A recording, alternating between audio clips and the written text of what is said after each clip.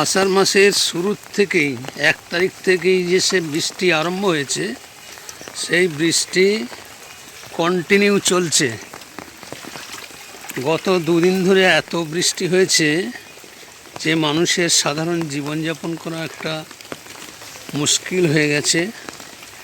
আমি পুরসুরি হাটতলার সংলগ্ন এখানে যে পুকুরটা রয়েছে, সেই পুকুরের দৃশ্যটা আমার মোবাইলে আমি তুলে ধরছি।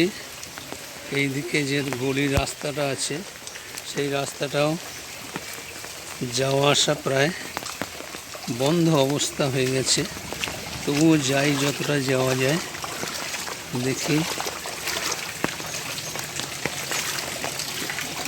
এই বাবা,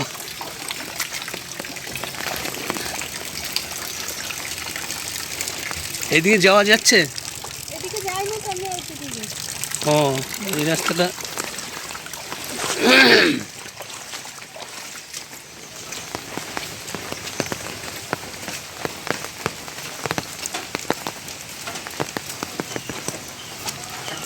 এই পুকুরটা জরুলি পুকুর। হাটের ঠিক পশ্চিম প্রান্তে। এই রাস্তার পরিস্থিতিটা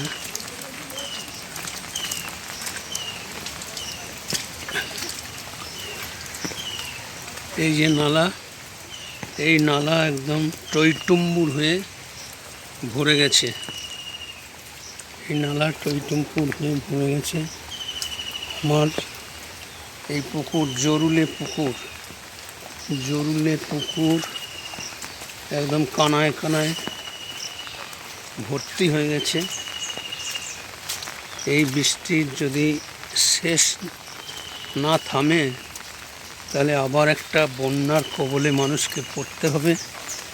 এইরকম একটা পরিস্থিতির সৃষ্টি হয়েছে। আমি এখন যাচ্ছি পুরসুরি যে মেন রাস্তা, কুসুমগ্রাম টু চুয়াডাঙ্গা রাস্তার পুরসুরি বাজার বাস স্ট্যান্ড। সেখানে ব্যাংকের, পুরসুরি স্টেট ব্যাংকের সামনে আমার ছেলের বাড়ি আছে। সেখানেও কিছু জলের জন্য কোনো ক্ষতি টতি হয়েছে কিনা এটা জানবার জন্য আরও বিশেষ করে এই রাস্তা দিয়েই আমি আসছি। গত পরশু রাত্রে এই বৃষ্টির তাণ্ডবে এই অশোক গাছ ভেঙে পড়ে আমার ছেলের বাড়ির সামনের দিকের যে টিনের ছাউনি। এ ননি কি করছে? ননি কি করছে কি একবার দেখতে এলাম। পড়ছে, আমি ঢুকবো না এখন। এটা ঠিক করেনি?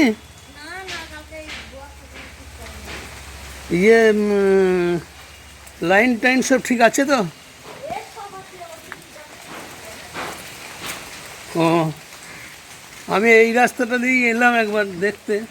এই কাল পরশু যে গাছ ভেঙে গেছে সার্ভিস লাইনের ওপরে, সেটা এখনো পর্যন্ত সেই ডালটিকে সরানো হয়নি, সেই অবস্থাতেই পড়ে আছে।